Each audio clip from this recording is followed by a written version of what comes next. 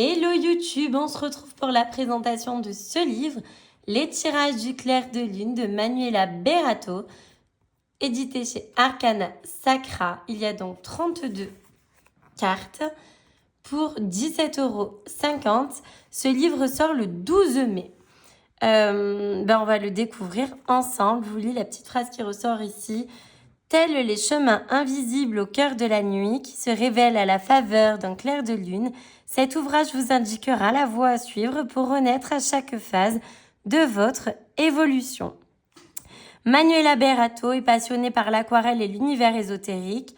Elle a créé les cartes et les textes de cet ouvrage comme un pont entre ces deux mondes et invite les lecteurs à découvrir un univers empreint de magie et de sensibilité. On adore. Alors, on va découvrir ensemble. Voici l'intérieur qui est très joli. Hop. Alors, elle dit qu'elle a conçu ce livre non pas comme une somme de théories, mais comme une sorte de bible du développement personnel, qui aborderait différentes méthodes qu'elle applique elle-même au quotidien. C'est le résultat de nombreuses lectures qui l'ont amenée à modifier sa façon de penser et donc de vivre. Ces dernières années, bien sûr, votre métamorphose ne s'opérera pas en un jour, et heureusement. Tout au long de votre apprentissage, vous découvrirez des choses nouvelles et vous adapterez celles d'entre elles qui conviendront le mieux à votre façon de voir le monde et à vous-même. Notre état intérieur est influencé par de multiples facteurs, nos aliments, notre cycle hormonal, l'énergie de notre environnement, la météo et de nombreux éléments qui échappent à notre contrôle. Cependant, nous serons toujours maîtres de notre façon de réagir et de nous adapter aux aléas du voyage. Où que nous en soyons dans la vie, nous avons une chose en commun, j'en suis persuadée, notre volonté de créer et de vivre une vie qui nous inspire pour avancer sur ce chemin. Elle nous invite donc à appliquer ne serait-ce que quelques-uns des conseils qu'on découvrira au fil des pages. Ok. Donc, comment découvrir et purifier les cartes ? Des méthodes de tirage. Petite astuce, voilà, elle nous dit qu'elle note ses tirages dans un carnet, donc pour y revenir. Et c'est vrai que c'est une excellente idée. Nous avons une idée de tirage classique, une idée de tirage de nouvelle lune avec 5 cartes, une idée de tirage de pleine lune avec toutes les pleines lunes et les questions. Nous avons l'interprétation des cartes avec la table des matières ici. Et du coup, voilà, vous voyez par exemple la première carte, le printemps, donc l'explication. Et ainsi de suite. Donc on a à chaque fois l'explication pour chacune des cartes. Donc c'est vraiment très très chouette. Et on va donc les découvrir ensemble. C'est le même principe que le jeu de Gabriel Myrdine sur les runes phéniciennes. J'ai adoré le format. Je suis trop contente de retrouver ce format-là. Je pense que c'est vraiment de la nouveauté Arcana. On a hâte de découvrir des nouveautés dans ce genre du coup. Hop. Oh moi j'adore. De toute façon, moi j'aime trop les petites cartes. Donc ça, je trouve ça trop trop cool. Voilà. Hop. Alors on les découvre ensemble. Vous voyez, c'est vraiment petit format. Voici le dos. Très sympa. Et j'aime bien, voilà, le format, c'est cool, tout petit comme ça. Alors, le printemps. Vous voyez, ils sont très très jolis les cartes. La maison. Magnifique avec la sauge. Le départ avec le coquillage et la voie lactée dedans. Enfin, le ciel plutôt. Les risques avec le parapluie, magnifique. La sérénité avec la lune, comme la couverture. Le projet, ok. L'investissement. Les objectifs, magnifique avec la flèche, vous voyez. L'été avec la libellule. La lumière, magnifique. Les efforts. L'instant présent. La beauté.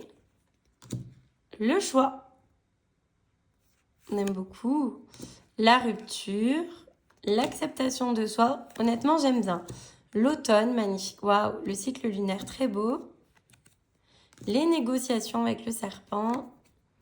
L'argent avec une pierre, une améthyste probablement.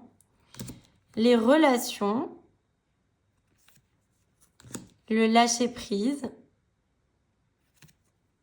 L'échec avec les orages. Le temps. L'hiver. L'intuition. Très jolie carte. L'obscurité. Elle est jolie avec le papillon. Le corps avec une très belle coupe de cheveux. La gratitude. Le renfermement avec le chat qui est le symbole de lune. L'entourage avec la baleine. Et la création avec la méduse. Donc, vous avez compris, il y a 32 cartes. Et bien, on va mélanger, on va en prendre une et on va aller lire le message dans le livret comme d'habitude. Bon, j'ai mélangé. Est-ce qu'il y a une petite carte qui va sortir?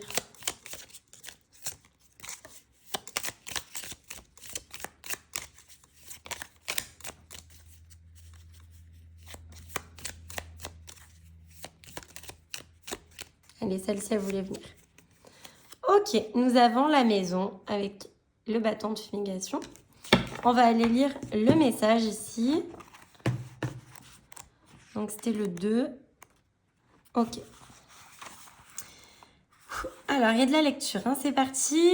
Je me concentre. Si cette carte est sortie dans votre tirage, vous avez grand besoin de vous désencombrer. La maison ne doit pas être une source de travail supplémentaire dans une vie déjà très remplie. Oui, ça me parle, tout à fait. Elle doit être un lieu où l'on se repose et où l'on se ressource. Anaïs, on se ressaisit. Évitez de stocker de multiples objets dont vous n'avez plus l'usage. Jetez les gadgets et appréciez le fait de posséder peu, mais de qualité. En plus d'alléger votre intérieur, vous allégerez également votre esprit. Des bâtons de fumigation, smudge sticks, peuvent être brûlés pour assainir et embaumer la maison. Vous accomplirez au passage un rituel très ancien de purification inspiré des tribus amérindiennes.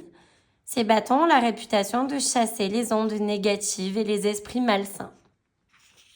Dispersez la fumée partout chez vous en insistant bien sur les coins. Laissez une fenêtre ouverte pour que les mauvaises vibrations puissent s'échapper avec la fumée. Cette technique est très efficace en cas de crise d'angoisse ou de dispute à répétition dans la maisonnée. Les bâtons de fumigation peuvent également être brûlés au lancement d'un nouveau projet ou quand vous avez besoin d'attirer l'abondance et d'activer la réussite dans votre vie. Vous devez vous procurer des plantes aromatiques fraîches, de préférence. La sauge californienne est l'élément de base, mais pour ma part, j'utilise de la sauge blanche et cela fonctionne très bien. J'aime ajouter aussi du thym, du romarin, de la lavande et quelques pétales de rose avant de serrer le tout avec de la ficelle. Vous utiliserez votre bouquet une fois que les plantes seront bien sèches. Comptez quelques jours. Vous voyez, voilà, il y a une petite astuce et tout. Eh bien, écoutez, j'aime beaucoup. Dites-moi ce que vous en pensez. Honnêtement, j'aime bien. Hein, il est très, très sympa. J'ai hâte d'avoir votre retour en commentaire. N'hésitez pas à vous abonner. Belle journée.